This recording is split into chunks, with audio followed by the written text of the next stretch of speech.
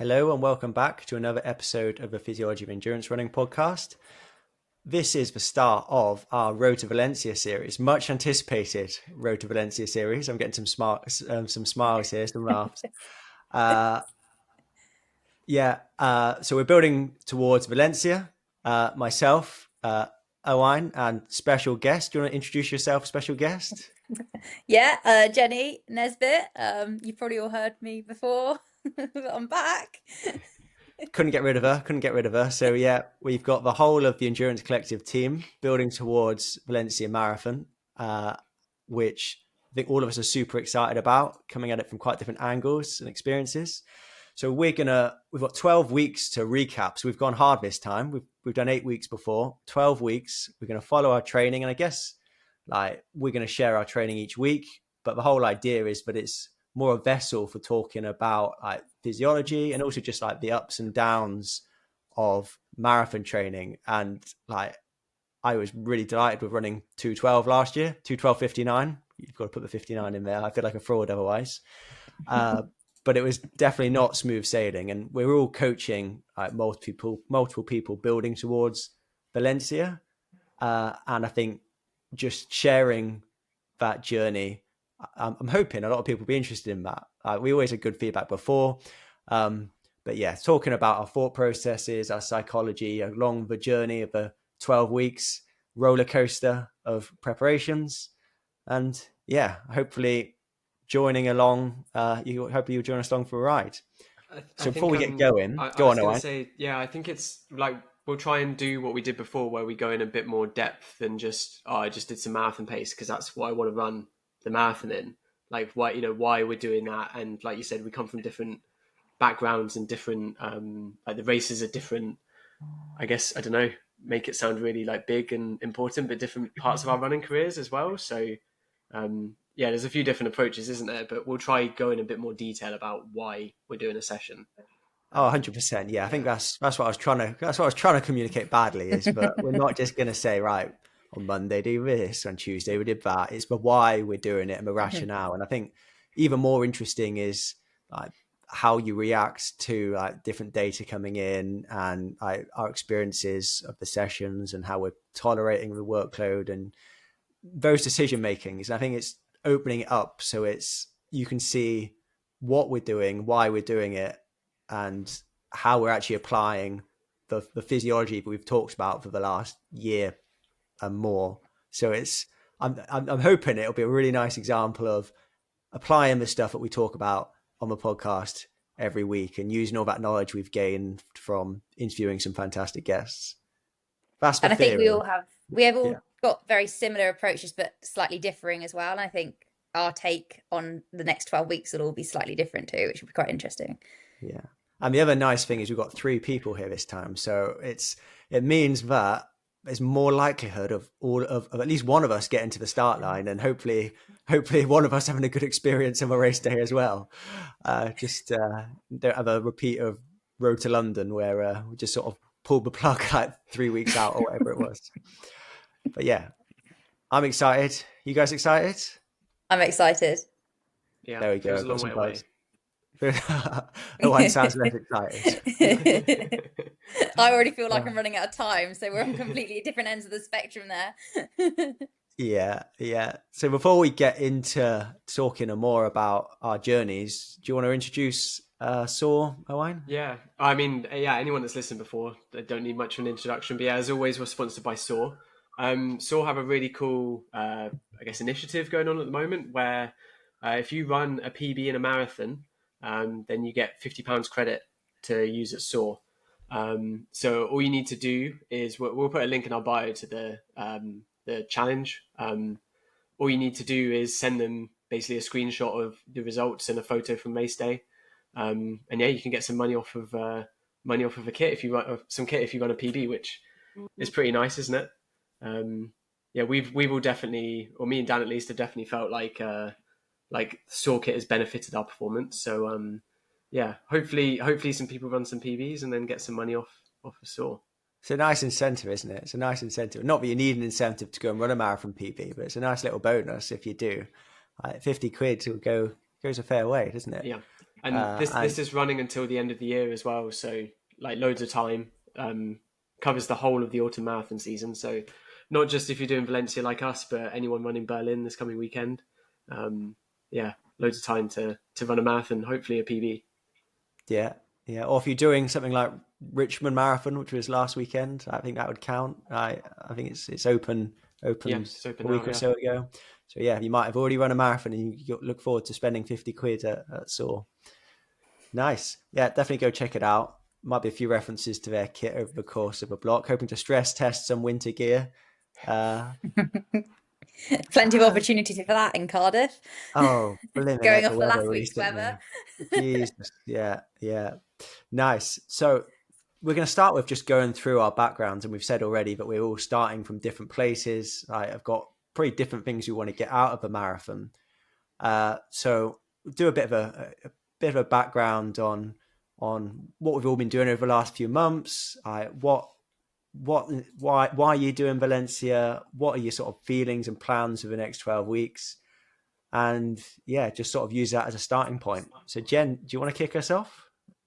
Go on then. I guess why I'm doing it is I wanted to challenge myself in a new way, and I think I almost feel like I've maximized my potential over the shorter distances on the track in terms of like I'd have to make a massive step into like the 14:45 range really to access the next level of racing. And maybe it's a bit of a cop out trying to go and chase something different, but I wasn't excited by that any longer. So I kind of put a soft goal of a marathon in place for 2025 at some point. I left it to the last possible opportunity. But I guess like the last year has been kind of building towards a marathon debut at some point. And Valencia kind of just seemed like the right one to do. I don't know if I'm going to then regret that next year when like no other marathon lives up to like the depth of a Valencia marathon, but we'll cross that bridge when we get to it. It's all downhill from there. Yeah, you do Valencia and then every other one. No, there's plenty of good races out there. But I guess to add some background to that, you've run 8:44 for 3K and Yeah. 15:10. 10, yeah, 15. and 32:15. I ran 15:29 on the roads maybe a month ago. So I feel like I'm coming at it from a good place of fitness.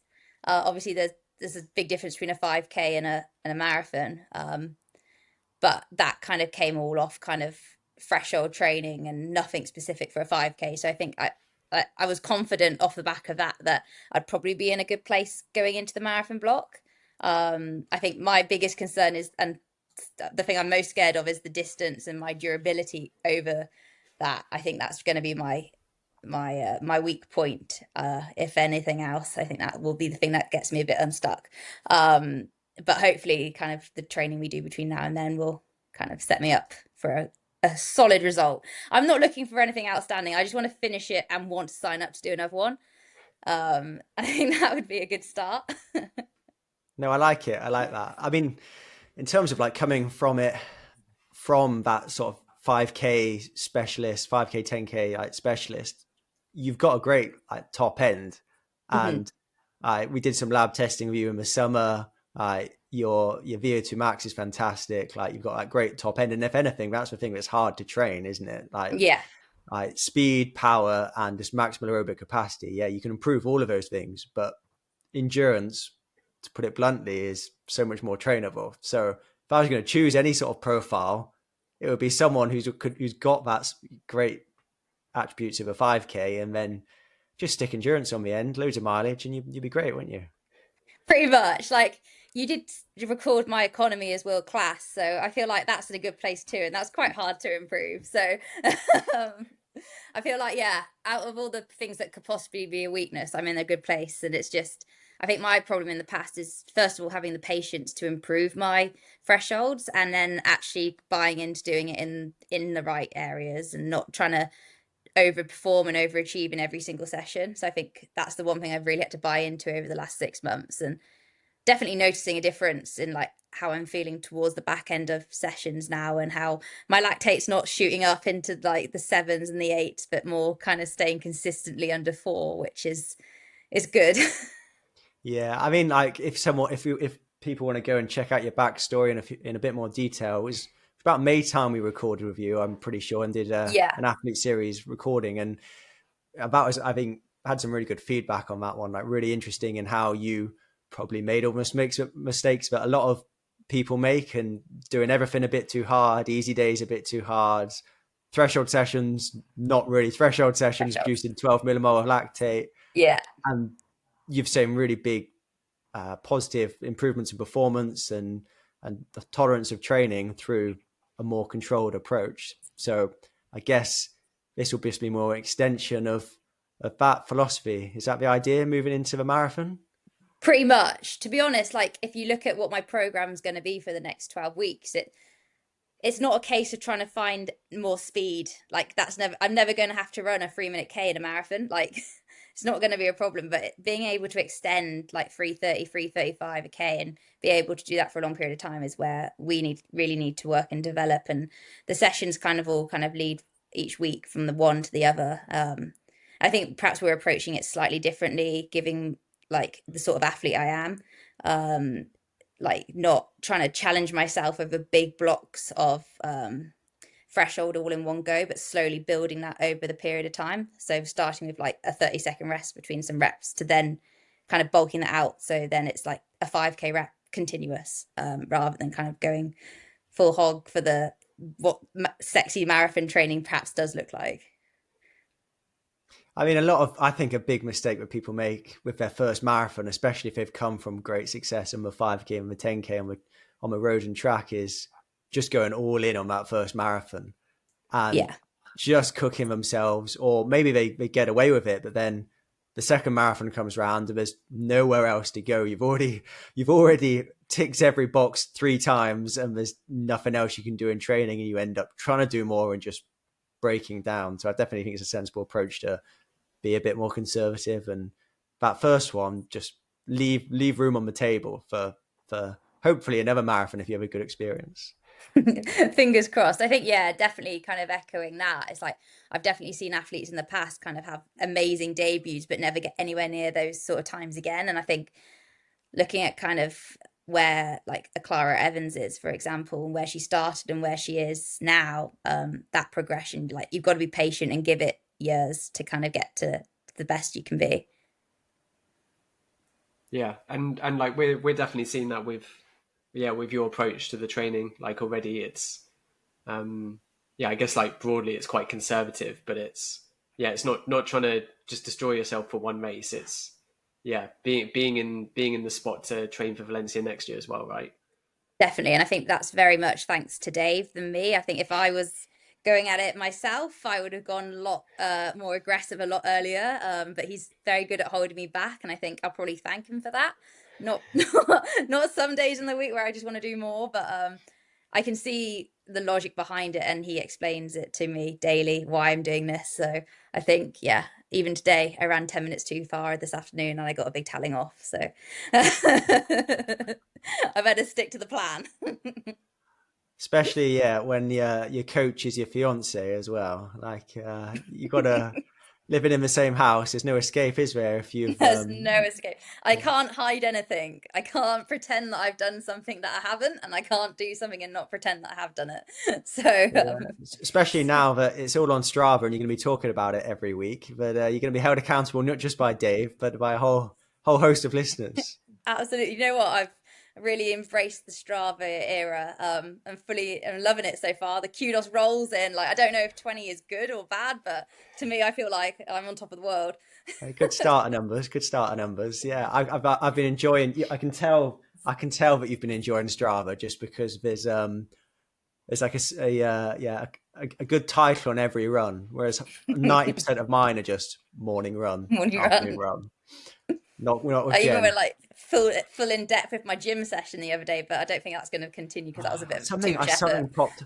Didn't you? Did you Strava a hot bath? Oh, I've been Stravaing my hot bath, yeah. Oh dear. I've always done that though, because then I can remind myself when I last did one. It's just what do you think of this, Owain? I like the photo was good, but inspired by Dan actually. I had missed the photo. There you go. There's some incentive to go follow Jen on Strava. You look like you're a bit warm there, Jen. A little bit. I need to start weighing myself before and after so I can see how much sweat I'm producing or how much I'm It's lovely, losing. isn't it? It's lovely. Yeah, I mean, I definitely made the mistake yesterday of definitely not drinking enough afterwards. Even though I did like mid-afternoon, I still got to bed. I was like, "Oof, I think I've messed this up a little bit." So you've got to be careful. yeah, nice. All right, lots of exciting stuff, and 12 weeks to really dig into detail, which would be exciting. Owain, should we move to you next? Yeah. So where have you been since? I guess the last proper update we would have done was like Anglo-Celtic play 100k, which was April. Is that right? Was it start of May? I think start Start of of May. May. Yeah. Start of May. So what have you been up to the last 6 months? Is it 6 months? It's not quite 6 months. Oh, it feels like it. Yeah. Yeah. So after that, I took 10, 11 days off. Yeah, just, I don't know, just told myself at least like 8 days and then added a couple on at the end. And yeah, basically just built like really linearly like back. I had a really nice Strava graph for 10 weeks of just every week there was a bit more. Yeah, felt sort of after a month or so, I started to feel normal. Like the first month really didn't feel good. And I think we maybe discussed it in the sort of like wrap up episode of that. Oh no, we didn't do a wrap up episode, did we? We just did a like afterwards what happened. And I think I probably went in a bit like I think we said like stale, but I think I was running my easy runs too hard. And they were still in sort of zone 2, but they were just a bit too hard. I think where just everything sort of compressed to within like a minute a k. So everything that I was doing was within quite a small range, and yeah, it just meant I felt rubbish when the race came around. And then I think that then really reflected like 2 weeks after the race, I could like barely break 5 minutes a k on an easy run. I was just like even though my legs felt fine, I just couldn't run very well. But yeah, no, just took it really, really like no pressure. Just easy ran. It was like a bit more strict with my heart rate. So to start with, it was like 5 minute Ks for everything, and that's gradually come down. And then we mentioned on the Q&A last week, I started working full time at the start of June. And basically since then, I've just been in this actually quite nice routine of Tuesday, Friday sessions. For most of the summer, both of them have been on the treadmill. Towards the end, I've started doing the Friday outside. But it's sort of just been between 40 and 50 minutes of like threshold work on Tuesday and Friday, and then most of the time an easy long run up until the last few weeks. And feeling really fit, like feeling really good. Sort of surprised myself with the first few, what would maybe be like more marathon-y sessions, but even just the outdoor sessions where I'm still running to heart rate, but I'm running outside. Because I'm not sure I trust the treadmill pace completely accurately. But yeah, running outside and, I finish the session and I'll look at my pace and I'm like, okay, that was, 5-10 seconds a K faster than I was expecting. Which is quite a nice feeling at this point. So I think, it's almost like, I don't know, it's not the best update, but I haven't really thought too much about it. It's just, normally it's 6 a.m. on a Tuesday morning. I'm like, okay, how do I divide up 40 minutes into intervals? And generally the Tuesday's been slightly shorter. So like less than like, I don't know, 8-9 minutes. And then the same on the Friday. And I basically just on the day figure out how I'm going to split up the sessions, and then haven't really thought much else. Cause I don't know, not to say like there's not much to running, but I think I'm just ticking the boxes I want to tick and then not really worrying about it. And most of the time as well, I finish a session or I finish a run and I'm just straight on the bike to work. So I don't even I'm not overthinking at all, which is quite nice. Yeah. And if in doubt, just do 10 by 4 minutes, isn't it? 10 by 4 minutes works really well. 10 by 4 minutes. Yeah, nice and controlled. I guess other changes, like I've started doubling 3 days a week. Again, I think just having a really sort of set schedule each day, and making sure that I eat lunch. Like we said that we've joked about it a few times, but yeah, eating lunch suddenly opens up the world of doubling. I've got I can't remember if I think I maybe mentioned it on the Q&A episode, but I've got this like sort of traffic light system which I've got a few of the runners I'm coaching sort of using as well, which is like for a double for me, I have to have like the morning run has to have either been like the below the heart rate I want or like just easy. So if I've pushed it too hard, then I won't double in the afternoon. And then I have to have eaten lunch, and then I have to have had a nice and relaxed day at work or like other life stress. And if all of those are green, then I can double. If for some reason one of them isn't, if I've had like a stressful day at work or with life, just don't double. And it's just quite nice to get to sort of like 4 o'clock and I'm like, okay, am I doubling today or not? Which is quite nice. Like I really like that. I remember you telling me Yeah. about it, and I think it's a great idea. My question for you, because you've got such a nice, neat Strava line graph, have there been times where you haven't doubled, or have you just made sure that because you've got your rules, you stick to them so that you make sure you control your easy days and you make sure you have lunch so you can double? Yeah, or you've moved your double to another day in the week. I've occasionally moved the double to fit around like if I'm going out for food with some mates or something in the evening. But no, I mean, it probably more reflects on the fact that my work is fairly like low stress. And it's not particularly hard for me to make sure I eat lunch because I just have a set lunch break. So it's like, I'm not really doing a job where it's like, oh, there's suddenly like a meeting at lunch and I just don't eat lunch, or it's just like everything breaks. I think it maybe reflects that a bit more. But yeah, no, at the moment, like it's most weeks I'm basically within sort of like 10 minutes. Like I'm going by time as well for like my training. I think just because where like if a couple of times where I've done like hilly races and you only get 6K, but it's still 45 minutes of running. I prefer to go by time, and it's just ended up being sort of pretty consistent to the point where then I'm like, oh, it's gonna be really annoying. It's gonna be less this week. But no, I think it's been I've really enjoyed it. It's one where like I'll just sort of be like, oh, I'm still going really well, and it just feels quite good. I mean, speaking to you and looking at your Strava, you've got a nice rhythm and routine going, and not in a bin, but doing a good volume of work. Hopefully not yet in the bin. Not in the oven. You don't want to start the block in the bin, do you? I don't know. Wait until we get to my training week. Yeah, I mean, one of my questions had like your last ran a marathon. Your last marathon was London 2022, and that's your PB 2:38. You haven't done another marathon since, and more recently, like as we know, you've been really enjoying the trail stuff and the fells. What's inspired you to come back to the marathon? So I was signed up for Valencia in 2023, and then I think we went through it when we did the Road to Barry stuff. Like I just kept getting these bouts of fatigue that year, and I got one at basically this week of the sort of training block, and basically just couldn't run for like 4 or 5 days, and then I was just like, why am I going to do this? I was just starting the Masters actually at Cardiff Met, and I was like, why am I going to try do a marathon block when like I can barely run at this point? And it had been like the 5th time it had happened that year or something stupid.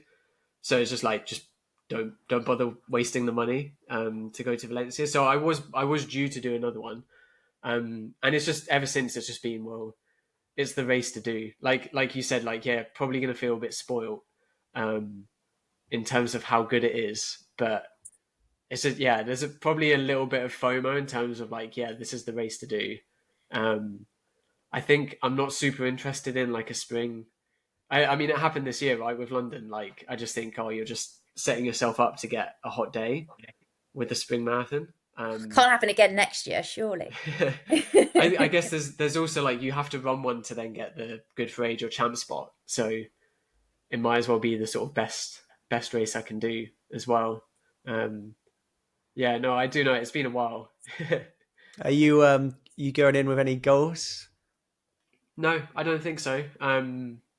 Sort of see how the training's going. I think like if I can get in the lab, then I'll try to, I guess. But no sort of goals at the moment. We'll just see what the training's looking like. Like, I think you'll know. Like, I can, I don't think it's the best comparison, but I can look at old sessions and see, okay, like how am I thresholding, sort of thing, and sort of roughly gauge off that. I'm gonna have to do a half in the build up because I need to move up pens. I'm currently in the 238 to 250 pen, and I'd like to move up. So I need to run sub 75. Yeah, no, sub 85. No, sub 75. Yeah, to move up a pen. So So that will be a good guide as well. half marathon PB, is it? So Yeah, move up. potentially. Yeah, Do you have any 74, idea 70, where go you're on, going to sorry, do it? Jen. Yeah, do you have any idea where you're going to do that? Or how yeah, you, it's I guess, it's either fit it in? I think either Maidenhead or Stroud half marathons. I'm not 100% set yet. Stroud is like what part of the problem is finding a licensed race, which it's come up a few. I've seen. Is it John Beattie? He did quite a big Yeah. post after, was it London 10K, where they had like an elite field but then didn't license the race. So nothing goes on power of 10. It's not Yeah. World Athletics, and like it's useless basically. Yeah, so it's finding a licensed race to start with is a bit of a challenge. And that's like, I'm not 100% sure Maidenhead is licensed, at least last time I looked. Maidenhead is probably a better course, but Stroud is closer, like logistically, and it's definitely licensed. So I've not decided 100% yet. I mean, like Stroud has less climbing than Cardiff Half, and Cardiff Half's a fast course. I've heard Stroud's fastish, isn't it? I'm not sure it's the deepest, but I don't think that really matters. Like for me, like so I'll have a half as well to sort of gauge training off of. Like I won't like fully taper into it, but maybe do like a smaller session that week and then race it. So that will help as well, I think. But no goals at the moment. Like just have a good training block and sort of see. I mean, see what it I goes. think that's the best way to approach a marathon. If you've got the luxury of doing it like that, just going right. You've not raced one for 3 years. Just see how the training block goes. But the conversations I generally have with my athletes is at the start of a block. Well, let's not worry about what time you're going to run, because we might find that the block goes great and that you thought you were going to run 232, but we actually think you're in 229 shape. Or the other happens, and actually maybe they didn't respond quite so well as you wanted, or actually things have gone really well, but it's going to be like Berlin and a little bit hot. So maybe you've got the fitness there. It's just the conditions aren't right on the day. So don't obsess about the time. That just sort of is a distraction. Just do the best training you can, and then see what it is in the week before when you've got all your sessions to look back on. You look at the conditions and go, this is what I think I can run today. This is my race plan. Yeah. I mean, like, I don't know. You can't outrun your physiology, right? So it's like, I'll be on the start line in whatever shape I'm in. Hopefully I enjoy the training, and we'll see how it goes. Nice. Yeah. Better give my background summary, should I? So obviously didn't do London because of my knee injury, but really glad I made that call. I've had a pretty good summer of training. Not too much to show for it in terms of races. I've only raced 3 times, and that was Safa 5K back in June, which was my first race back. Oh no, 4 times. 4 times I've raced. So Safa 5K back in May. I felt very rusty for this one. Took the win, but ran 14:46, which is slower than 10K pace, but got the win and felt like that kicked on training quite a bit. Then did Castle's relay, which was solid. 20K straight up a mountain. It was good fun and was a bit faster than last year. And then I did Home Nations 5K, which was talked about, and basically just didn't feel very good. Legs really bad, and ran 14:29, which was obviously better than Safa, but I ran 14:05 there the year before. So the weather wasn't as good though this year. So you got definitely worth a few seconds. Yeah, and to be honest, my legs just felt shit like going into it, and I couldn't. I talked about it already for those people who listen regularly on the podcast. I won't go into loads of detail, but just And never at any point could I, my legs were just so bad, but I couldn't actually get to a point where I was breathing very hard. My heart rate barely got up, and just something that day, for some other reason, wasn't right. And then I did Cardiff 10K last week, a couple of weeks ago. And again, it was average 30.08 for second, but it was sort of a time trial after going out too hard, chasing Omar Ahmed, running 250Ks, and then just sort of getting to the finish with Omar finishing 30 seconds ahead of me, and the next person in third, who was third, Dan Hamilton, 30 seconds behind me. So I feel like the fitness is actually in a good place, just not really have the races to show for it. And I sort of set aside the summer, not really obsessing about the races. It was more just, I was just already thinking about Valencia and just do the things I need to tick off to start the block in a good place. So things I have done is like work on my like speed and power a bit. So I did a few sessions where I'd do some threshold in the morning, and then in the evening, just hit some 200s pretty hard. And that I was so bad to start with. I was doing like 10 200s in flat out minute recovery, and I was hitting like 31s and couldn't go any quicker. And Jen's laughing at me here because she could run. I'd love to have a head-to-head with you over like 200 meters. Jen could run 31 seconds after a roast dinner on a Sunday night. She'd be great. But anyway, it did get better. I ran a 29.3 as my fastest of the summer, and what did I do? 10. I think I did 10 200s in probably an average of about 30 flat, but like a couple under 29s, and that felt good. And then these races, although I've not executed very well in my races, or just not felt good on my day, or it's just not been set up for a fast time, going out at 250 pace actually feels pretty good and pretty comfortable. So that's nice. I think the speed and power is there. And like the speed and power is like, I'm the opposite of you, Jen. I'm starting to worry a bit about my headroom, in that I already convert pretty well from 5 to 10 to half to a marathon. And maybe I need a bit more of that. But also more so probably as like the economy. And you said your economy was world class, and mine's always been all right, not world class. It's got better, but still needs to work on that. So I have been pretty good at pretty much every week getting out for either short hill sprints or strides and doing my plyometrics. And until recently, I was in the gym twice a week, pretty much every week. And then we went away on a holiday, and King Coy gym is closed because they've got a leak in the roof. And apparently, I heard today it's going to be repaired sometime in May. So I need to find a new gym. Pure Gym's great. I would really recommend it. Yeah. No. I need to do some research. There's not even a Pure Gym option really close to my house, so I need to find something there, because I know that it's been long enough that I know the first session back I'm going to get big DOMs, but I'd like to get that out of the way now before I get to the real meaty stuff of the marathon block.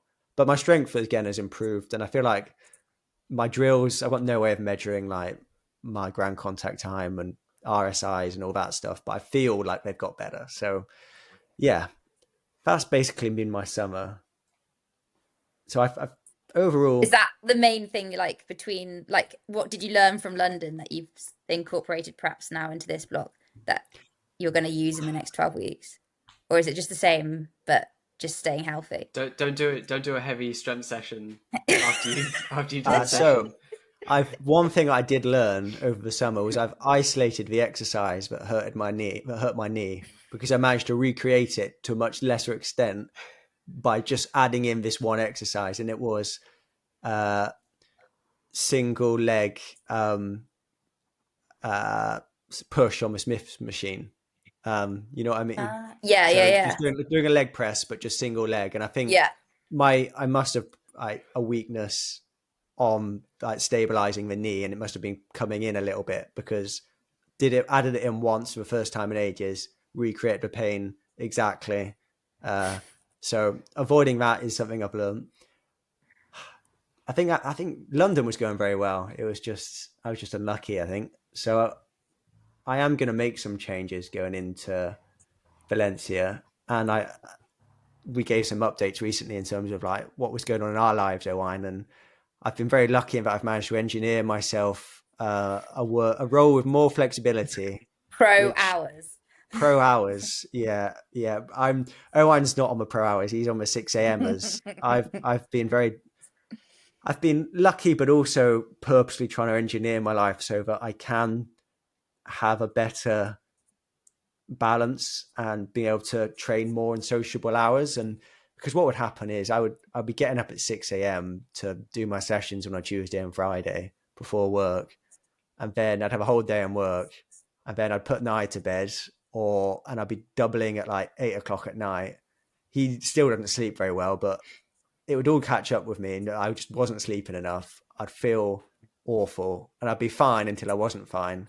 And I'm hoping now that just being able to have a better balance and more time to recover, more time to sleep, I can actually, even if I did the same training, I would get more out of it because I'd recover better. But I'm actually hoping that to make the most advantage of that, I can actually do a little bit more, add in a few more things. So I'm going to go and do more marathon specific sessions because I actually didn't do that many of them into Valencia last year. What if I put on my notes here? Keep on top of the gym and plyos, because that was something I was doing for London, but it wasn't something I did in Valencia last year. So I'm hoping that'll make a difference. Maybe a bit more intensity, like certainly in this first half of the block, in that, like I said, like trying to maintain that top end and economy and just being able to go and run like 200 meters in under 30 seconds. Because going into like Barcelona half, that's something I felt like really limited me, like physiologically. I felt great, heart rate great. It obviously wasn't measuring lactates in my race, but it didn't feel like they were building at all. But my legs found running at 3-minute K pace for 21K really hard, like just from the get-go. So I think I need just a touch more of that. Certainly before I'm doing Cardiff half as like my last race. So before Cardiff half, having a bit more of an emphasis on that. But yeah, what I did last year worked for me really well. So it's not changing anything. It's probably just trying to do a little bit more, a little bit better. And hopefully that makes a difference. Do you have any goals going into Valencia? Like, what's the aim? What would you be happy with, and what Well, were you walking away crying over?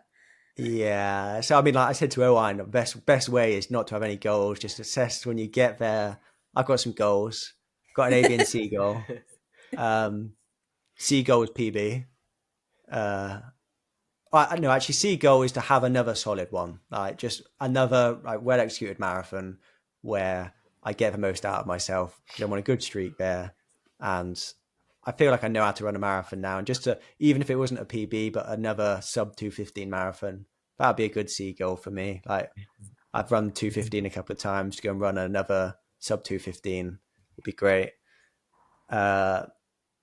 B goal then. B goal is PB. A goal, I guess, is the stretch goal, is at 2:09:30 at the European Champs next summer, which is a bit of a stretch. But then 2:12:59 was a bit of a stretch. So and I feel like I've got a few factors that can set me up to have a good crack at running a bit faster. So And that would come from a big negative split. oh, and it would all be down to heart rate on the day. Like, Of course, again, because you go back to the C goal of just executing well, and that's the minimum, is just execute well, and then the time is what it is. But That was what I was going to say with your seagull. Like, we'll get to it the week before probably, but I assume you're going to use the same approach for the race. So, like, yeah, it'd be nice to run a PB, but if you execute the race how you have done the other times when it's worked well, then again, it's what will be, isn't it? I mean, that's what I always feel. I've never finished I've had marathons where it's not gone. I've not run the time I wanted, but I can be really happy if I've gone and got everything out of myself. Even if I didn't think the fitness wasn't there or the conditions weren't as good. Like I've been delighted coming away with 2:19s before because I've actually just nailed it and picked people off and passing people in the final 10K and feel like, yeah, my last 10Ks were faster of a race, but not so much that I was like, not that I regretted not going out a bit faster. So yeah, just coming off of marathons, I'm always like happy if I've just done the best I can, I think. So that's minimum. That's why it's a C goal. It's just, that's one that should just be tick box, get it done. Cool. So should we go to some training weeks? I think so. Who are we going sticking to the same Get up my order? Strava. Yeah. What week? What we on? 15th of So 8th of September. 8th of September to the 14th. All right. Ooh. Jen, what did you do on Monday? So I ran, for a bit of context, I ran the Great North Run the day before. So I travelled home. My flight was delayed. Then I had the pleasure of driving back with Jake Smith, and I got in at about 2:30 a.m. Absolutely fried. You've got to be kind to Jake. He's told me he's going to be listening tonight. Well, he's got his shout out now, so Yeah. I started off the week with a morning run, and I've written on Strava it got better the longer it went. So does that mean I'm becoming a marathoner? I hope so.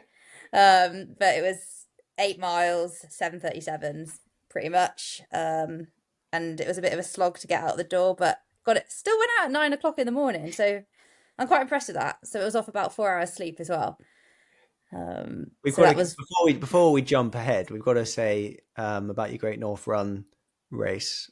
So second Brit, 8th. second Brit, 8th overall. I mean the time is not impressive. It was like 74:21, I think, but it was a headwind. I don't know anyone who's run the Great North. It was literally a headwind for 12 miles, and then the last mile was amazing because it was like absolutely blowing a hoolie behind me all the way to the finish line. I only ran that course the year it was COVID, and it was like out and back, so I'd never done the like iconic net downhill course, and it's the most undownhill net downhill course I've ever raced in my life. It was horrendous. Also, And calling running on a dual carriageway iconic. Like there's some iconic moments, but there's some stretches of it where you're on a dual carriageway. Because you did it with last no year, one. right, Owain? Did you? No, my partner Rachel did, and I ran alongside it to get from the start to the finish. The So you easiest did way race- to- you basically yeah. ran it then, didn't you? I was on some back streets for some of it because there is genuinely a bit where you're on a dual carriageway and there is no one watching because you know it's in a cutting sort of thing, and so I couldn't run alongside it. So yeah, And the women start 25 minutes before everybody else. So by 6 miles, I was literally running along these dual carriageways by myself. You're not selling it to me, to be honest, especially when you've got to factor in a 10-hour journey up to Newcastle. Yeah. So it was good to have a run out, and it went a lot better than I thought it was going to go in terms of like the 4 weeks leading up to that. I think I had averaged 104 miles a week, which is the most I've ever done in my entire life. So I didn't expect to feel amazing doing it, but I definitely felt better than I thought. So I came back happy enough off that result. So A bit richer too, I heard. a little bit richer. There's some nice British only prize money. So that was my main goal going into it, was to become second behind Ailish, and I managed that. So happy days. Nice job. So Monday you did 8 miles. Yeah, I begged Dave to go out for a double. He wouldn't let me, so it ended on 8 miles. Unfortunately, I did a bit of core and some like at home strength and conditioning as well on that day. You need to chill out a day after race and a half, I think. Who's doing core the day after race and a half marathon? It's an easy time to get it in, isn't it? Less running. Yeah. So Tuesday morning I did a 10-mile run. I went down the bay, 7:32s. Titled this one Quads in South Shield. So the legs were definitely not feeling fresh on this day. I didn't realize that there was like muscles, like hip flexors down the sides of your of your quads. Honestly, horrendous. So that was not a pleasant run. But I did back it up with a 6-mile run in the afternoon as well at 7:45s, followed by an evening in the gym. So I did a 54-minute gym session as well on that Tuesday. So straight back into the training. It's a big day, 2 days after a half marathon. Would you say, Owain? Yeah, pretty big. Yeah. I think in my head I'm already panicking about the fact that I've got to run a marathon in what was this, 13 weeks time. So I was like, better get straight back to it. But It's a I bit think I've flatter than managed Newcastle, though. A bit a flatter little than Great bit. North. Then Wednesday morning, I did another 10 miles in the morning at 7:34s. This one I titled 16K in the pissing rain with Molly. So it was like one of those mornings where it was like torrential, horrendous rain. Um, but got it done. And then afternoon, I did another 5 miles at 7:50s. Um, and for context, until about this year, every single one of my runs would have been it would have been 7 to 7:10s probably. So I'm a lot slower these days, but I'm also backing up a lot more miles. So it does still feel a little bit alien to me going out the door and running like an 8-minute mile for the first mile, but we're getting there. I mean, we talked about it when we interviewed you properly, but it used to be 6-minute miling, so you're making progress. Making progress. So fingers crossed it pays off. There was a theme of this week because on Thursday I wanted to do a session, but Dave wouldn't let me. So I was angry. So I went out the door and I ran another 10 miles with Disco or with Dave. And he took me up kind of to Kincoid and then around the reservoir. So slightly more hilly on this morning. It was, hang on, 423 feet. I don't know what that is in meters, but to me that felt pretty hilly. Owain always say that's flat, wouldn't you? No, that's not bad. Around Kincoid's good. 129 Yeah. meters. There was 1 mile that was 162 feet, so that was a bit rough.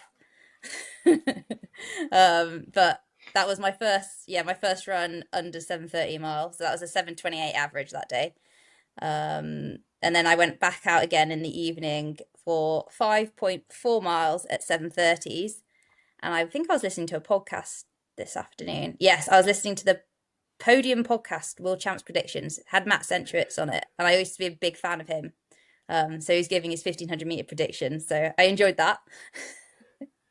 Well, Did he get it right? did he get the women's right? Or did he not do the women's? It was just men's, was it? Well, the women's was easy because he just went with Faith Kipyegon. Yeah. So it's Yeah. not hard. But I think he thought Nikki Hiltz would get a medal. Yeah, that's just American patriotism, isn't it? Pretty much. I Got think so. to be on side of the Americans. Yeah. And then So you've also done a bath this day. This is your lovely Strava post yes. with your bathing. Do you want to talk about your bathing then? So what's your protocol? What you're doing? How often are you doing it? And what you're trying to get out of it? I'm basically just doing what I'm told, but we're starting with 20 minutes and aiming for 4 times a week at the moment. After an easy run. So basically on the easy run days, we'll do a hot bath. With the goal to kind of sort of mimic some of the effects you'd get at altitude with your hemoglobin mass.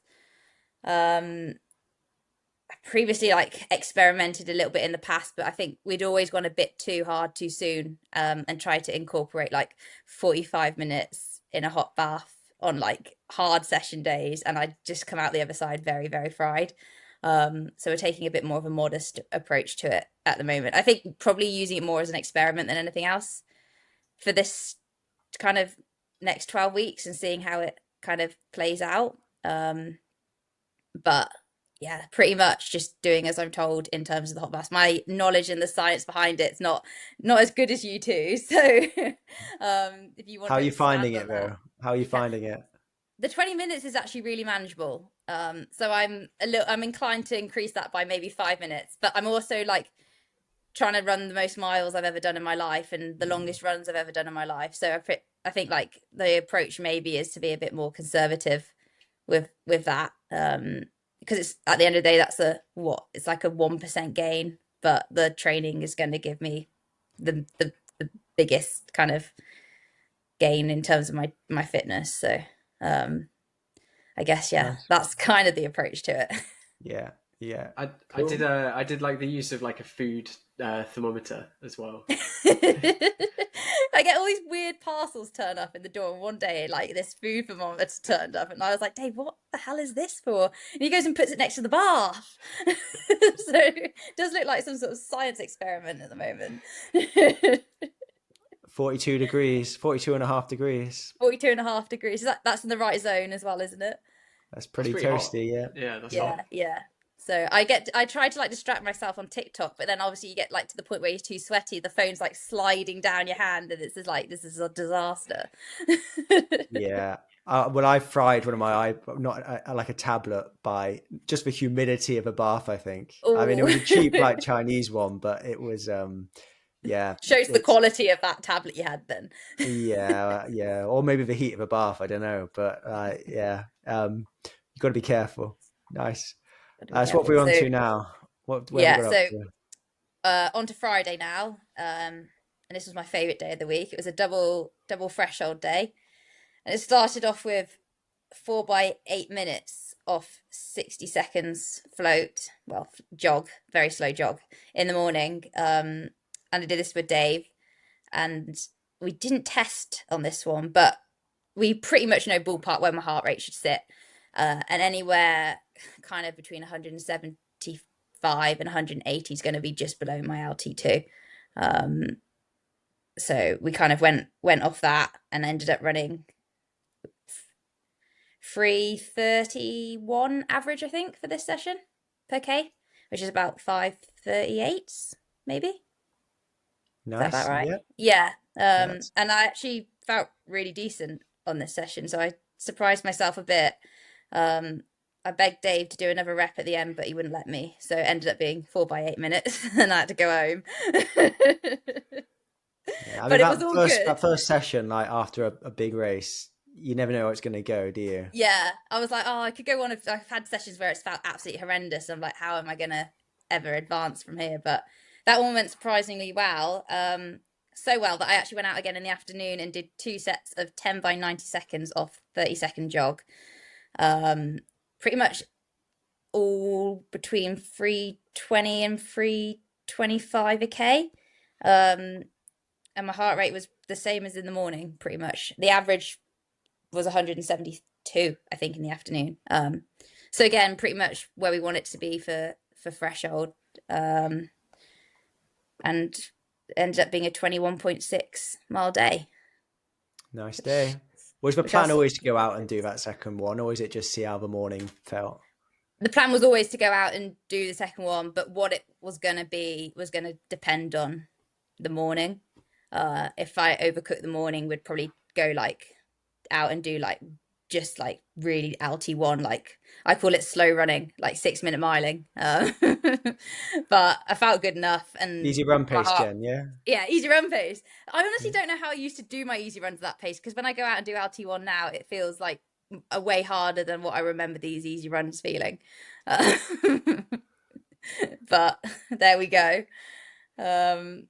So yeah, that was a really good day, and actually probably one of the best sort of double threshold days I've had in terms of intensity control for a very long time. So I was happy with that. Then Saturday we did a 5.99 mile run in the morning. Heartbreaking. It's all right. You're in K's on my Strava, so I don't know. I didn't know. It's gonna be like 9.76. Yeah.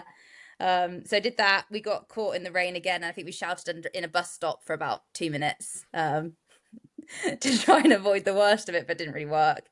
And then I went to the 5:45 on a Saturday night. I did an hour in the gym. Keen. Very keen. Dave and I went together. I kind of called it a date night. Did he call it a date night? Did he have his headphones in on the other side of the gym? Yeah, literally didn't speak to him for an hour. So it was his ideal date night, I think. Yeah. So that was Saturday. Saturdays have always tended to be like my easy day, like most recovery day. Like usually don't get out running until gone 10 o'clock in the morning, which is quite nice on a Saturday. Before the big, just the single. Before the big run of the week, my longest ever run actually, 20.2 miles with you boys, including 3 by 15 minutes at LT1 heart rate. At the very end of that, off 2 minutes jog. Aerobically, this felt really good, but my legs were definitely a bit mashed by the last 15 minutes. And I think that just reflects my like naivety for the longer stuff a little bit, because it just does kind of eat you up a little bit in the end. Yeah. And I think we were saying on the run, like you were saying afterwards, oh yeah, my legs are really tired. And I was like, well, yeah, I mean, that is what happens in the long run, isn't it? Like that is Yeah. that's what gets you in a marathon. It's not necessarily your breathing like in a 5K. Mm. It's your legs going. And so even if your pace is pretty comfortable for that first 85 minutes, 6-minute mile pace is gonna feel quite a lot harder. Harder. Yeah, Done all definitely. that. And I have titled this medium spice, which means like it was relatively hilly, I think. Um, It was Owain's with route. We can blame Owain's route with a few Owain. sketchy moments on a main road Oh, that's where fine. the pace was a little bit quicker.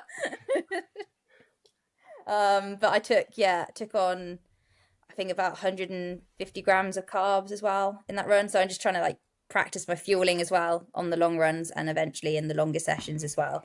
But I think, touch wood, I'm quite blessed with a solid stomach and I haven't had a single issue with a gel ever Yeah, in my life. you were taking the gels during the 15 minutes, like Yeah. which is like I don't know. Maybe I'm just being soft, but I just take them during the recoveries. I always do as well. Yeah. I always tell my athletes to do it on their efforts, and I always do it in recoveries. Yeah. So do as I Do say, what not coach as I says, do. not what coach Yeah. does. Yeah.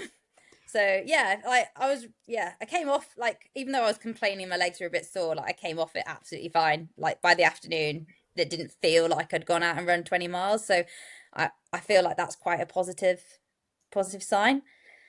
So, And yeah, good mileage week for a week after Great North. yeah, 103.3 miles for that week. So I was saying to you, my new baseline is 100 miles now, so I can't really go under that anymore. So I'm that's the joking. trap you fall into at some That's point. At some yeah. point, your body will need a Need lower but mileage week. luckily I'm having an enforced break in about 2.5 weeks time because I have to get married. So Have to get I married. have to, take that weekend a little Valencia is bit more more important than steady. that. Yeah, I'm a bit, Yeah. it was a toss up, but I just you had to carry on through with the wedding. Okay. So I think it will come at a good point, like 8 weeks out, where I'm forced to actually take a week that's pretty small. Yeah. So I think it's good to have something that force you to stop. Otherwise, you can definitely fall in that trap of just making a really nice Strava line and just getting more and more tired. definitely. Nice. That's So definitely a yeah. good excuse to have a break as well. I think justifiable. It's like that's what in my head it's like I can that's a good reason to have like a couple of days off. Whereas like otherwise I'm like, nah, I can't do it. You'll still will you run the morning of? Are you gonna have time? There's a group run on the morning of. Anyone can attend, so long as they're sub 25K runner. Not elitist at all. I like it. I like it. Nice. Right. Oh, good week of training. Yeah. You want to? Yeah. Should we go to you, Owain? Yeah, because mine's I don't know, contrast, a bit odd. The rest of them probably won't be like this. But yeah, so I was in Italy for almost all of this week, which is throws some interesting runs, I guess, my way. So Monday morning I was in Verona. I got to Verona on the Saturday before, and just an hour easy. There was a really nice path along the Adige River. As nice as Taff? As nice as for Taff, or is it better? Yeah. It's really, really nice, like the sort of like white Italian gravel. The sort of Strada Bianche sort of style. Nice? Yeah, really nice. And it was a lot cool because it was quite warm. It was like 28 degrees sort of by the afternoon, but yeah, nice and cool along the river. I said to you guys when we ran at the weekend, but the Friday before I went to Italy, I got stung by a wasp on my shoulder, and then my arm like swelled up really, really big to the point where when I ran on the Sunday, my arm was chafing like against my chest. I just had this like double size right arm, so that was still bothering me a bit that day, which is a bit annoying, especially when it's like 20 degrees or whatever. And I'm like, I bought a few vests to run in, and I don't want to run because I've got like a Popeye arm. And it was like bright red as well. It felt horrible. It looked horrible. And that was a bit frustrating. But no, hour easy along a nice trail. And then had quite a quick turnaround for the double. So we got a hire car from Verona and drove. Well, we were driving up to the Dolomites, but we wanted to go see Lake Garda. And we thought, well, a nice way to see it is to go for a run. So yeah, we parked up there's a little town actually called Garda, and just ran along the sort of lakefront, which was really nice. But I still felt like my breakfast was being digested. So what did I do? I did the 7:42. Oh, I think this is still in UK time actually. So it would have been 6:42 local time. I stepped out, and then it would have been 11:43 a.m. that I went out for the double. So doubling in the Nice. morning. Does that count as a double? That's just a single with. Yeah, just a continued Yeah. run. If you're a cyclist, they'd call that a single, wouldn't they? With a coffee stop. Coffee break. Yeah. I mean, I had a really big breakfast between, so that's sort of like European style, like just a big plate of pastries and yogurt and fruit and stuff. So that felt like it was sitting right in my stomach when I was running. Well, you just frame it as gut training, and that'll be the latest thing, latest craze. Yeah, and then immediately got an ice cream after as well. But yeah, and then so then the next day we were up in the Dolomites. We got there that afternoon. So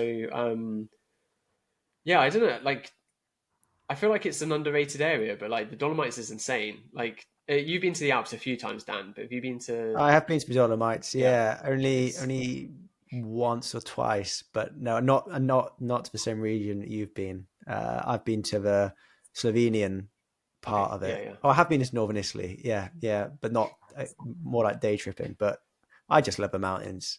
I mean, I'll get out of the way now. I hated you this week because it was pissing down here, and he's gallivanting around the mountains in Italy. I'm running around. Yeah. There was one day where it was raining, but the rest was basically completely clear skies. And actually, on the Thursday, we had a message from our neighbour, and she said we had asked her if she could water our garden if it was dry, and she said I haven't needed to touch it. I think it's flooded. We're like, oh, is it that bad in Cardiff? Yeah, no, we had some good weather, but yeah, it's just I don't know, like, yeah, the mountains are nice, aren't they? This area as well has really good lift access, so it makes running a lot easier. Because yeah, what's going to become the theme, I guess, is we did a few runs where we got the lift up and then did a very long run downhill.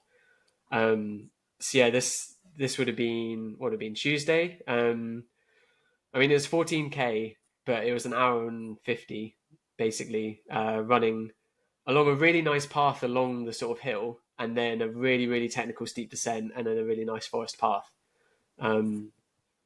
Yeah, I don't know. I think this is one where maybe like, yeah, ideal like training run. It's maybe not amazing, but you're just moving through the mountains and just, yeah, still got a fairly low heart rate. Just, yeah, time on feet. Enjoying the I views. think when you're in a place like that, you just gotta go into the mountains. I was in the Alps last summer and definitely did some training that was not beneficial for me at all. But it's got to be done. It's just beautiful. On this run here as well, you've got some catalog style saw photos. I hope you've sent them off to Rebecca because it's a fantastic advert here in your lovely saw t-shirt, your saw trail shorts. With the sunglasses on, how many attempts did it take to get the shot? Just one. Yeah, Rachel's a good photographer. It's photogenic, you see, Jen. Yeah, it was George. Like we have jokes about we have this trail kit and we don't really do much trail running, but I did do a bit this week and it was amazing. It was so good. Yeah, like where we've talked about the problems with trail kit before, and then. Yeah, this was just really good. Like really, really good kit. Looks cool as well. I thought I was definitely the coolest looking person on the trail. It's versatile though, because I raced Cardiff 10K in the trail half tights, and no one said a word.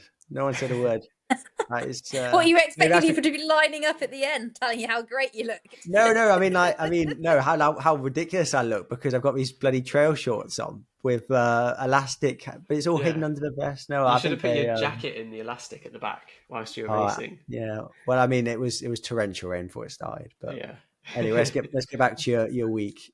Yeah. So there's hour 50, and then our hotel had a proper sauna.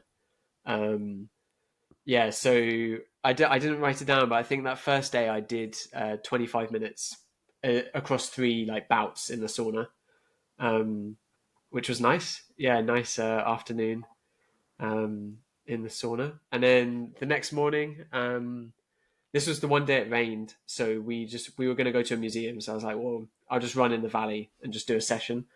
And I just sort of thought, if I can only do one session in a week, like 4 by 10 minutes is probably a nice like compromise. I didn't know how I was going to feel, because I guess actually maybe with the day before as well, like by the time I got the lift up, we're at 2,500 meters, which is like, you can go higher obviously, but it's going to have an impact. And like the first 200 meters was then uphill, and I looked at my watch there. So going back to the Tuesday, I looked at my watch and I was like 6 minute Ks and like 140 heart rate, and I was like, oh no, this isn't good. And I finished the run and my Garmin immediately dropped the VO2 max and I was like, yeah, of course, I'm at 2,500 meters, like running uphill. But yeah, so on Wednesday with the session, I didn't know how it was going to feel, because in the valley you're at 1,500 meters. But as it turned out, it felt pretty good, although it was a lot more hilly than I thought, in terms of I did the first 2 10-minute reps down the hill, and the first two I was like, I can barely get my heart rate up. Like, I'm not sure if this is a good sign. And then turned around and came back for the second 10 minutes, and I was like, oh yeah, I was going really downhill here. So I think for the last 2 reps, they were both like 50 meters uphill each, which isn't ideal for a 10-minute rep. But no, it felt really good. And I don't know, as much as anything as well, I just got like, I don't know, a podcast on, and you just got this amazing view. And I'm just like, well, I'll just get my heart rate roughly around here, and then just do sort of 40 minutes of work. And yeah, again, like just getting in the sort of training you can. Were your quads a bit sore after yesterday? Because I'm just looking, and you started at 2,400 meters and you finished at like 1,500 meters, something like that. So they weren't too bad. Like, again, I thought I would step out and they would feel bad, but they were okay. I don't know whether it's just, the whole summer of doing fell races means I'm a little bit more conditioned. I would have been in a hole because I only run on the canal. Yeah. I had one like savage downhill at the Great North Run, and that was enough for me. No, they were all good. But no, yeah, pretty happy with this one. And then it's like immediately finish the run and just straight into breakfast. And I've just got like 4 like pastries and like, yeah, big bowl of fruit and stuff. It's just like, this is... You're obviously keen to get there because you had a 1K cool down, which I rate. Yeah. 1K cool down. There were part of it as well. I said to Rachel, I was like, oh, I'll be ready for breakfast at 8. And then I started my cool down at 8:01. So I was running a bit late. Yeah, but no, I was, just, I don't know, 40 minutes of work. I know, again, like, we said about, do as you say, not as you do, with like the athletes we're coaching. But like, I spent the whole summer telling the people I'm coaching, like, don't worry if you're on holiday, like, just, easy running is fine, sort of thing. But yeah, I felt like I did fine in terms of the session. Like, I'm not going to do anything else. I do think it's nice to just, even if you normally do 2 sessions, do 1 session. That's good enough to maintain things and make sure you don't go backwards. And I think it's a bit of an injury risk, go in like 10 days, 12 days without doing a session and then jumping back into it again. Back into it. Yeah, and I sort of knew as well, like the distance wouldn't be up, but the time of training would be up. And then also we're at altitude and got access to the sauna as well. So it's like not trying to like completely rinse myself with the session. Training camp. I know, yeah, full on training camp, yeah. And I mean, yeah, then that afternoon, ran with Rachel. There's on one side of the river that runs through the valley, there's like a, again, pristine, like, cycle path that's gravel and tarmac. And it's lit as well. And there's toilets every 3K. It's like the dream. Does not sound like the Taft Trail. No, toilets every 3K. Like genuine, and they're like, they clean themselves and stuff. It's like, it's not National Express toilets with the anti-drug lights and stuff in there. It's really fancy. But no, on the other side of the path, on the other side of the river, there was a like sort of forest path. So yeah, went and ran that with Rachel, and then straight in the sauna afterwards. And did 35 minutes, I think, as well. There was an Italian guy sat in the sauna completely naked with his legs wide open, and had a glass door in the sauna, and he was facing then like the sort of warm tub that people would go into between rounds of sauna, and he's just sat there with his like legs open. I was like, fair play, I guess. That wouldn't that Just wouldn't you in happen there with in, him as well. yeah, that wouldn't happen in the UK sauna. He was trying to tell you something, Owain. Yeah. Yeah, so then on the Thursday, again another lift up and run down. Although we had to walk up to the lift because over the summer they do maintenance on lifts, so the one we wanted to get was closed. So yeah, we did. I don't think I actually put it on. I didn't make it public, but we did 2.6k and it was 280 meters uphill to get up to the lift. That was mostly walking. And then and then this run was 20 and a half k, but 2 hours 8 minutes, 1,000 meters downhill. And you Really came nice. across some live animals en route. Yeah. So there's just cows grazing in the mountains, and they've got like cowbells on as well. So you come around a corner on the trail, and then you just hear this like really gentle, like almost like a wind chime. And it's like, oh, there's some cows up ahead. Your reaction to that is a lot calmer than what mine are. Yeah, you don't like animals. When I see a cow, I can peg it back in the same direction I've come. It's again, it's part of the Alps experience. Like, cows with these like nice cowbells on, and just there's no one else around.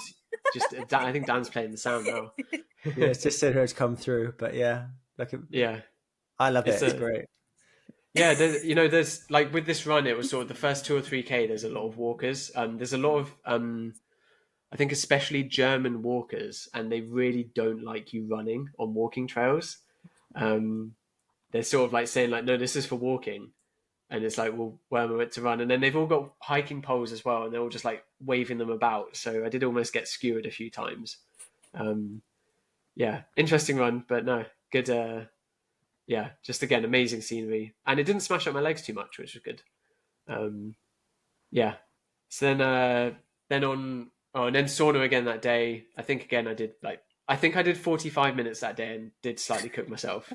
I was just like, yeah, let's just maximize this. And then it would have been Friday morning. Just did an hour easy, and this is where I felt really, really good, and I sort of thought, well, yeah, I'm at altitude, like I've just I've done 2 massive downhill runs, but I sort of looked at my watch sort of 2/3 of the way through, and I was like, I'm running like 30 seconds a k faster than I thought, with a nice low heart rate. So either I was completely cooked from the sauna, or and I wish I had my phone. There was just not a cloud in the sky. And I was sort of running as the sun was coming up over the valley, and like the sort of steam and the mist was coming up off the fields. And it was just, yeah, it was like there was, people out paragliding already sort of first thing in the morning above you. It's just like absolutely insane. Just looks so good. And I was like, yeah, why would I want to be anywhere else? And then you hear that Cardiff is like pissing rain. And I was like, yeah, I've got the good spot. Yeah, and then I don't know if it counts as training volume, but we went for a walk that day as well. We went up Pisbo, which is a 3,000 meter peak. Although we got the lift most of the way up, but that was a nice. I didn't record it, but if I had, I think my heart rate would have been quite high anyway, because you're just up high and climbing up like Via Ferrata and stuff. So yeah, that's what the Dolomites are famous for, isn't it? The Via Ferrata, like clipping yourself in at points. Yeah. So it's still like hiking, isn't it? But you're you're not going to fall off. Yeah, no, it's just super cool experience. And then Saturday morning, so we were flying back. We had to drive back, so I basically set my alarm at like 6 and just got out the door and ran as much as I could before we needed to jump in the car, which was I think 40 minutes. I did, 38 minutes. Basically just ran up the valley and then back. Again, amazing morning, like not a cloud in the sky. And then flew back home, and then joined you guys on Sunday morning. So again, I was a little bit nervous for this because I was like, how am I going to be feeling, traveling back the entire day before? Because you don't think about this when you plan a holiday, especially to someone like the Alps, that you've got like a 2 or 3 hour drive to the airport and then all the airport stuff, and then you've got to drive home from. Yeah, it ends up being a very long day. But jumped in with the Endurance Collective session. And Joe, I looked down a few times at my watch during the sort of 85 minutes easy, and I was like, well, my heart rate's really low. So again, I was like, maybe the training camps worked. or maybe uncooked. But no, and then the 15 minutes. So I think, Jen, you were doing it below LT1, right? Just below, yeah. Yeah. It was like the max peak was just like a beat below LT1, basically.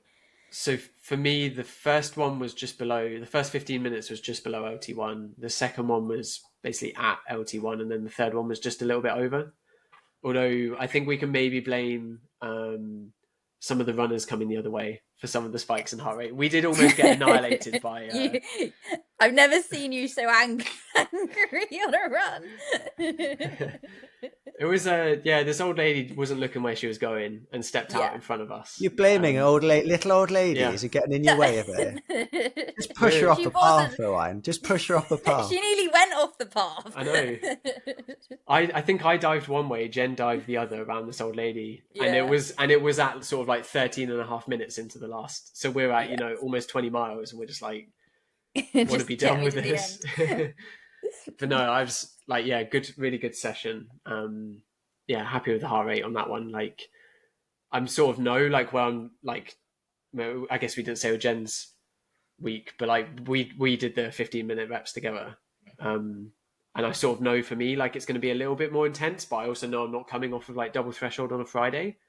So I maybe have the license to push a bit more, whereas you're balancing, when you're back into a normal week this week, you're going to be having 3 or 4 sessions in the week before.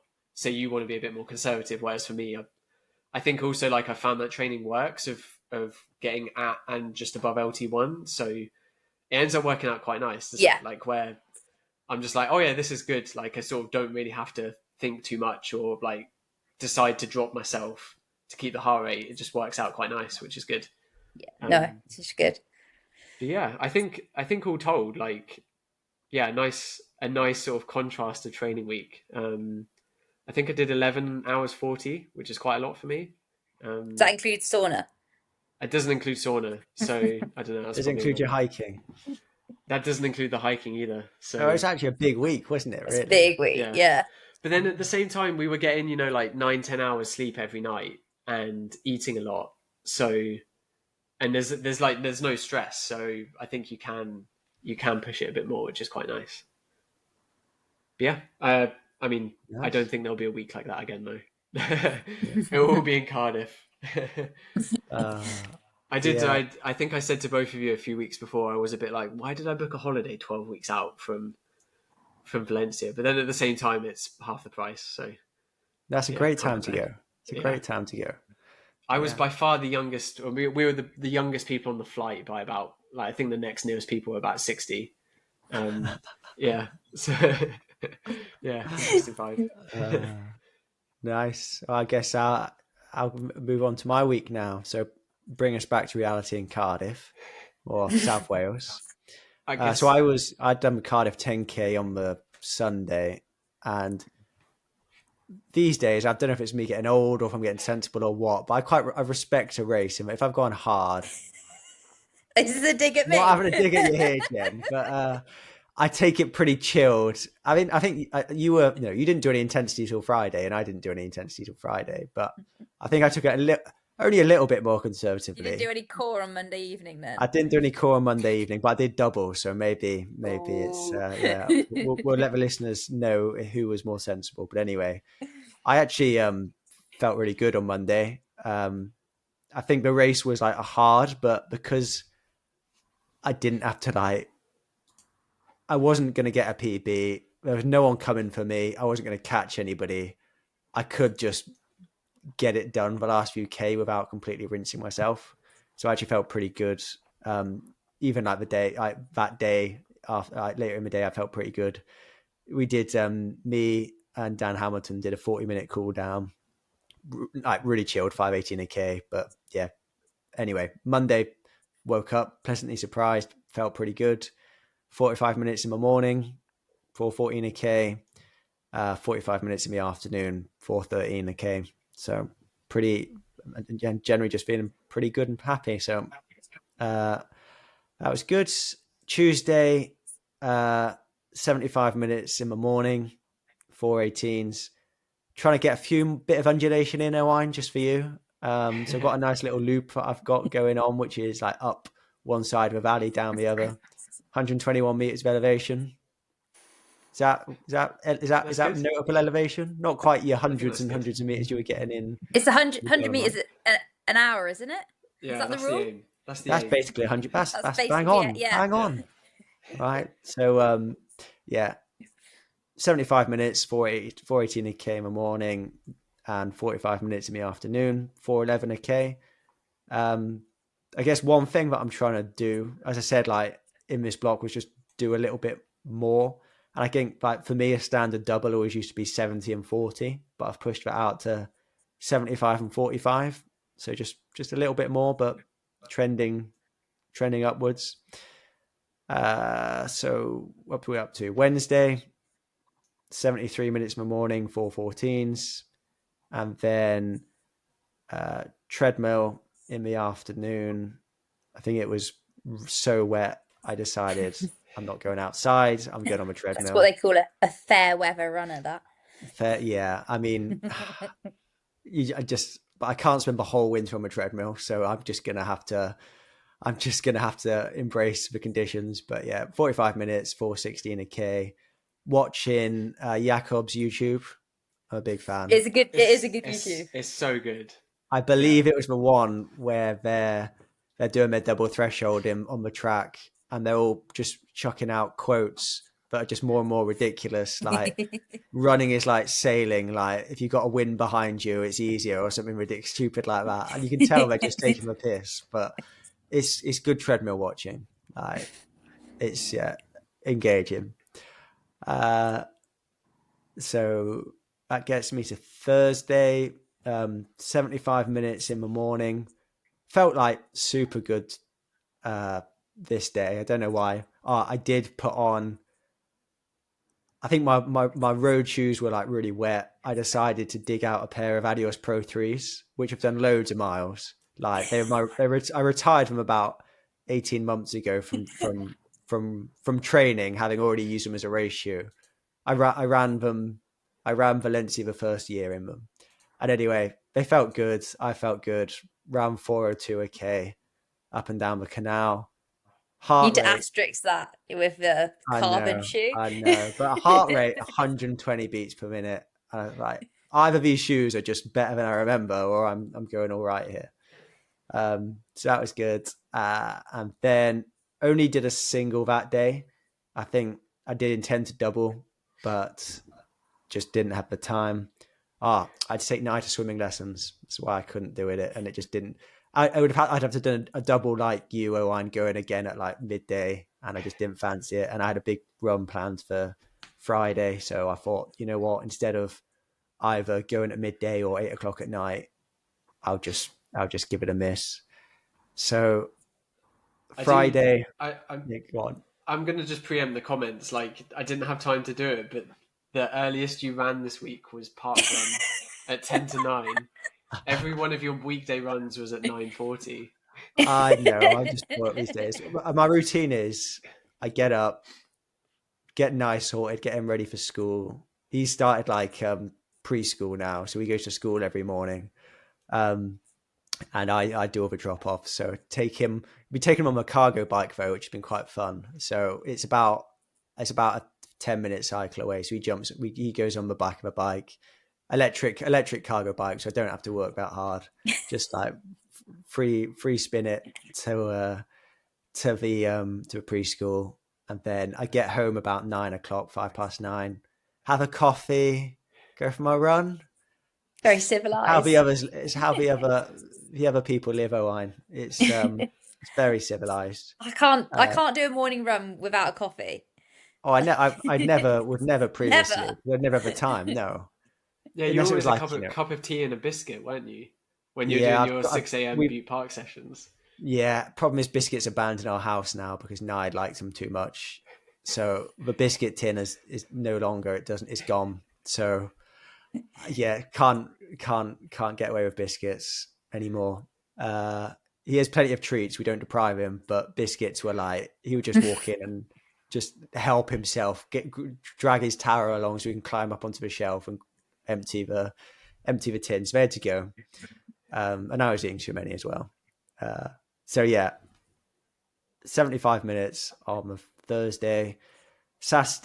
Friday, sorry, start of a marathon block, I've titled it. So went out to do 40k at pretty decent pace. So my plan was 40k at 3:30s, and first k was, let's have a look, just pulling it up.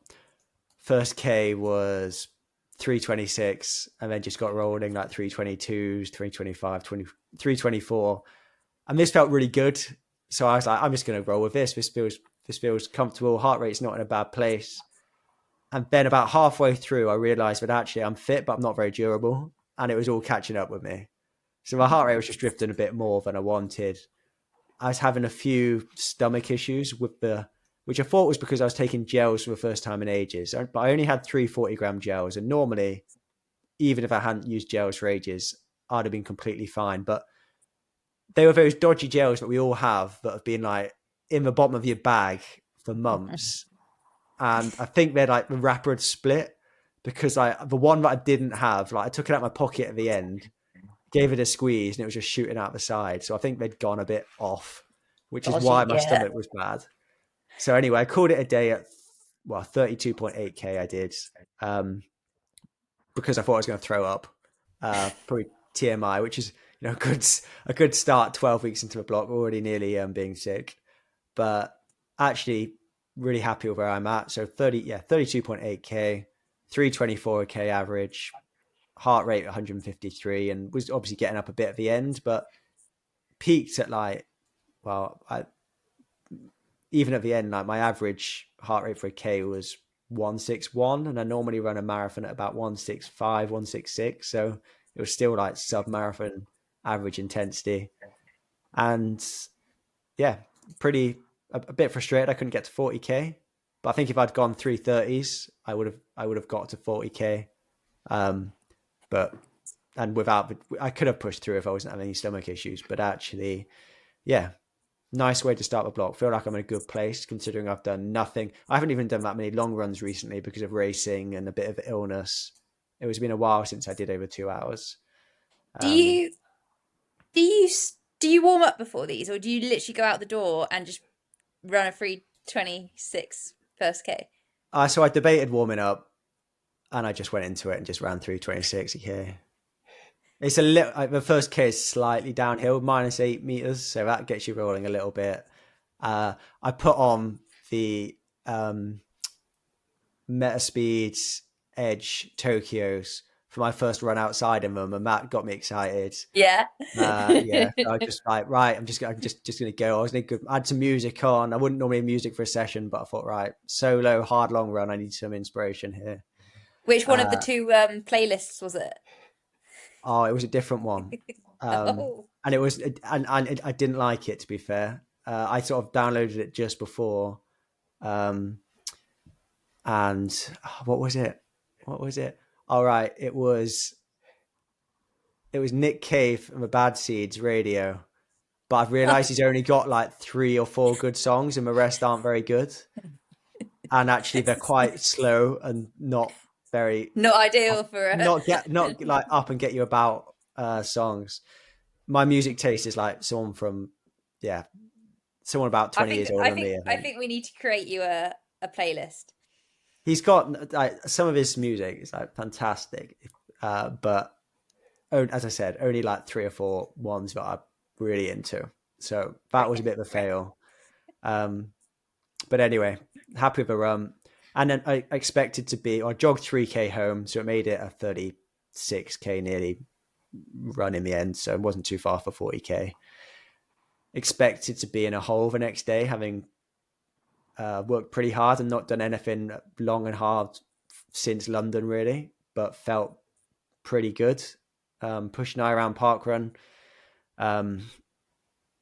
Joanne was on a late shift, so she had a lie-in, took night to park. I took night to parkrun, did 10k there, 4:39 a k average, but running with a buggy slows you down a bit, and it's like trails as well. So I was deliberately trying to just take it easy, because so many times I've sessioned on a Friday, gone to parkrun with a buggy, And Got way Nye too goes, "Are we going competitive. fast?" Nye goes, "Are we going fast today, Daddy?" And I'm like, "Yeah, we're going to go fast today." And I try and win the thing with the buggy. Obviously, you don't win parkrun, but be first finisher at parkrun with the buggy, which we have achieved before. But today I was like, "Nah, we're taking this easy."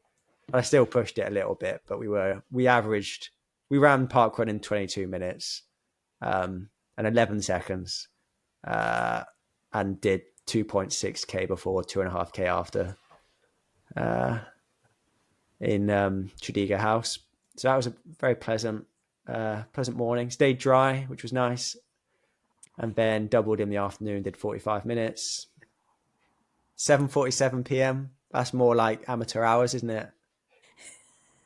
After a burger as well. We'd been out for food, and early for Nye, so we could get him to bed early. And then if I wanted to double, it was going to be then. So loads of reflux, horrendous run, but glad I got it done.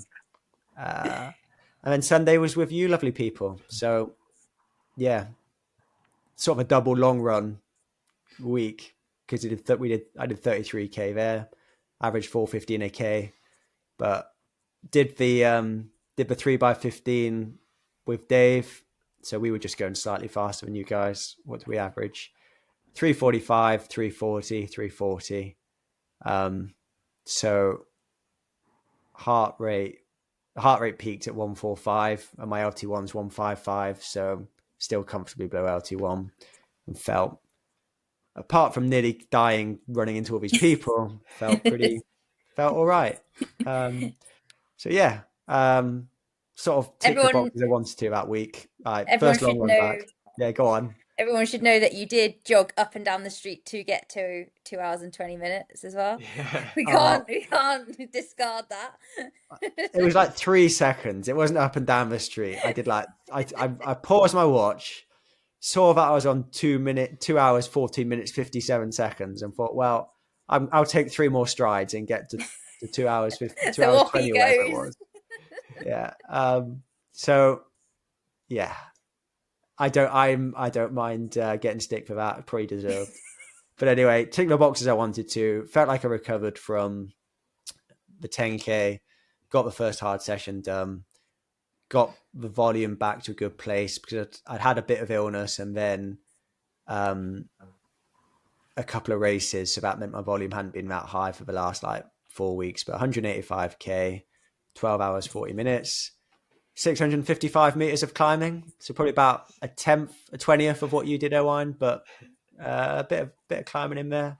And yeah, excited to start the block. Feel like I'm in a good place 12 weeks out. I'm probably slightly better than I was last year, which is nice. Yeah, good solid week. Good solid episode here. 1 hour 32 minutes. Blimey, we better wrap it up, haven't we? So I guess things to say before we close. We're all on Strava. Go give us a follow. Jen has been on private her whole Strava career, and has now gone public, probably for 12 weeks only. So the exclusive 12-week block. So go and give her a follow. Do you still have to request to follow you? So Dave went through all my Strava requests from the last 11 years and accepted every single one of them the other day. So I started with 800 followers on Strava, and I you can just follow me without a request now. Oh, blimey. Look at that. Well, do it now, guys, before she changes her mind. It's getting wipes in December. Yeah. And I think what I thought would work nicely is if you got any comments about our training, just stick it in the Strava, because then we'll see when we go for our weeks. Nice comments, not oh ones. Yeah, like what's the best cake in Cardiff, right? Directed at Owain, or spin off on one of my runs last week where I said what a morning, and then my mum just commented saying why. Getting heckled by your mum on Strava. Yeah. Love it. So yeah, add any questions you've got about our training on Strava. Go check out the SAW PB project. We shared it on our Instagram story a few days ago. That one obviously disappeared now, but go look it up on my website. Great offer. 50 quid will get you quite a long way, to be fair, and might be a nice introduction to Saw if you've not previously felt like you could splash for cash. So definitely go check that out. Anything else to say? Don't think so. Roll on another week. Yeah. Looking forward to another 11 weeks of training to talk through. Yeah, let's hope we make it. Fingers We're all crossed. going to make it. We're all going to PB. Jen's going to run 2:22, qualify for the Olympics, and this will be the best podcast series in history. Rolling the If dice. I finish the race, I'm guaranteed a PB. So Well, yeah, exactly. You've got the easiest job of everybody, Jen. I got the easiest job. Nice. Let's wrap it up there then. Thanks for listening, and we'll see you next week.